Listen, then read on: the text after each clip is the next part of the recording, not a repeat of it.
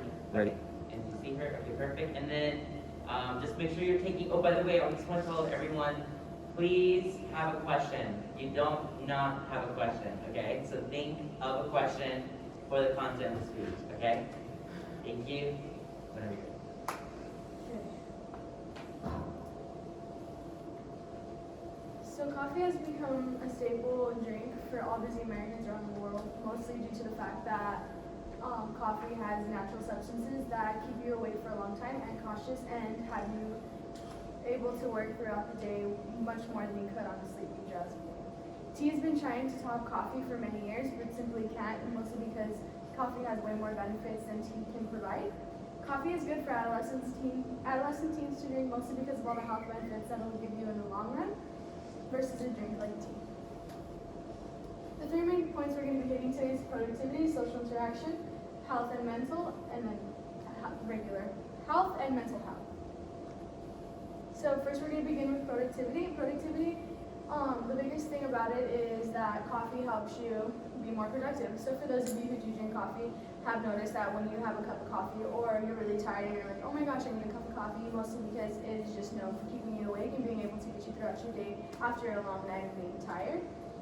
One of the biggest things that adolescent teens should be drinking coffee is because of the increase in energy levels. There's a psychoactive substance in coffee that goes into your bloodstream when you drink it, which then travels to your brain, and it wakes up the part of your brain that is obviously tired and needs to be awoken. So this psychoactive substance is only located in coffee unless you get an illicit drug that will give you the same effect, but obviously coffee is a natural effect to give you that same exact feeling. What this does for adolescent teens and why it's beneficial to them is because when you have a long night of studying or when you're tired or when you're drowsy and things like that, it's way better to turn to a drink like coffee, and I'm pretty sure every parent would want your kid to drink coffee rather than going and doing other things that obviously would be really bad for your system, is illegal, and things like that. Why we need it is because adolescent teens have a lot going on. They do have the little point in life where it's like, you're only a teenager, but at the same time, nowadays, there is a lot of balancing that needs to be done, mostly because of the generation that we're in, mostly due to the fact that this is the next generation that's going to go out into the world and needs to be productive. With that, they need to be able to succeed in school, they need to be able to succeed in their job, and to do all the things that they need to do in order to get fed into life correctly, and they can't do that tired with not all the feelings that they have to be there, not all the focus that they have to give everything that they do 100%. The next benefit that it gives adolescent teens is a memory booster. Some of us have memory problems, some of us are really easy at retaining information even when you're tired. Some people are really good at half-assing things, which is, even if you are, it's not typically the right way to go. You should always be 100%, especially in school and things like that. So drinking a cup of coffee a day for 24 hours will definitely benefit your memory and have you retain and be able to retain more information than not drinking coffee, mostly because you can stay awake, stay focused in class and things like that. Next is coffee can be used as a social interaction tool for adolescent teens. Coffee hangouts are one of the biggest things that gives teens and adolescents benefits, is because it is a safer environment to hang out with. I'm pretty sure parents would rather have their kid go to a coffee shop and hang out with their friends, get a coffee, than do other things such as drinking, doing drugs, and things like that. Next is social media and how coffee and social media go together. A lot of people in this generation focus on social media. It is a big thing in our life right now. It is everything. It is our lives technically. It is a lot of adolescent teens, especially the younger generation. They're all about TikTok, Instagram, Snapchat, and all those things. Because of that, there are jobs that can be grown from that, and there's just a whole other world due to social media. But a lot of kids can also make money going through 4 that. minutes.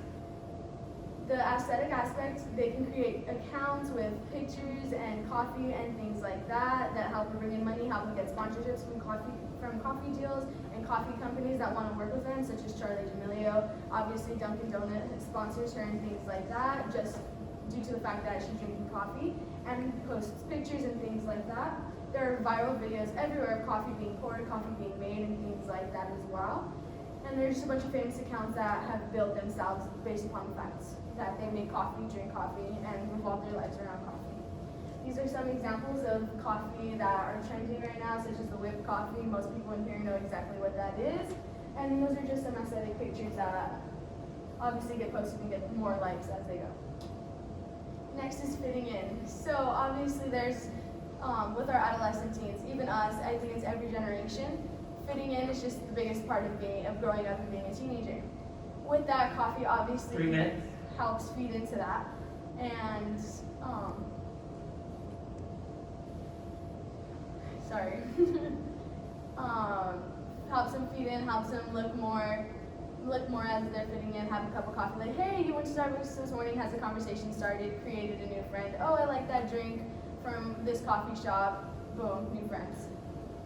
This is a picture of just, most of you know the show Friends. This is them hanging out. They're kind of the people who started the whole coffee hangout trend, and then just friends drinking coffee. Next is influencers. So as I touched on it before, kids can create a living on just based on the fact of getting sponsorships from coffee deals. Emma Chamberlain is a very, very popular YouTuber who built her brand on solely drinking coffee. She now has her own coffee brand because she just 2 minutes. was known for drinking coffee and things like that.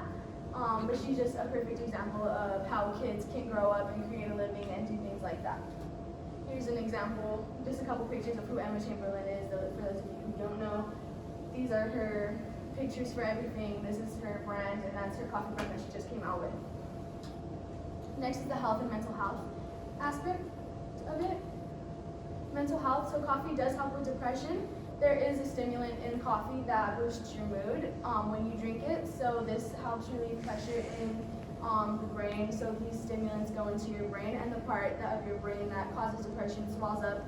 It's just a chemical imbalance. So when you drink coffee, it does help balance it out and release the pressure from your depression, and helps lower the severity of it. Suicidal thoughts also, it helps lower suicidal thoughts. Drinking a couple cups of coffee a day just helps cut those in half. If you 2 cups of coffee a day cuts 2 cups of coffee a day cuts suicidal thoughts by 45%. 1 minute. And if you're a female, it cuts it by another 20% on top of the 45%. Next is the health benefits that it gives your child in the long run as well. It reduces Alzheimer's and dementia, which are 2 non-curable memory loss diseases. Drinking 4 cups of coffee a day can lower that by half. So if you drink coffee, your child has less risk of Alzheimer's and dementia. It lowers the risks of oral cancers. So 8 ounces of coffee a day can help lower that as well. Type 2 diabetes, it reduces it by 23 to 50%. And Parkinson's disease as well, which is another nervous system imbalance that you have, it reduces it 52 to 60%. The things we went over today is our productivity that coffee benefits adolescents, the social aspects, and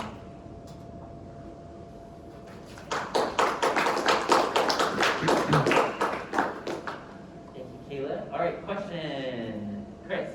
So, at what age do you think would be like a good age to start making it consistent? 12. So your teen years where you're developing, 12 to about 19 to 20 are typically the good years to start drinking coffee to have those health benefits in the long run. Okay. Sarah? Do you think there's a line between a good amount and like too much to where it might lead to reliance of it? There's definitely a line with anything there is, any type of food. You can't eat too much cake or else certain things will happen. You can't eat a lot of things too much. It's discipline, but it's just the aspects of the coffee gives not only to your brain, but just in social life in general. Ruben?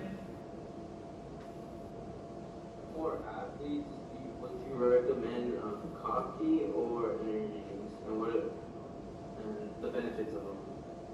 Either or, so it's caffeine in both drinks that give you the benefits. So anything that contains caffeine is fine. Even if you're an athlete, it doesn't matter as long as you get caffeine. It also helps you perform better on the field as well. Don? You were talking about psychoactive substances. Like, is that what specific substance would that be? So psychoactive substance, basically it's what coffee contains, and it's kind of the piece that enters your brain and makes you more awake. So obviously there are other drugs that do that to make you more awake, so it's the exact same thing, it's just natural. there. Let's see, Will, comment. Oh, I would say that you had a very nice introduction. You used your slides well. During your speaking, though, you were quite quick, and you seemed to rush through your business. Okay, Kayla G.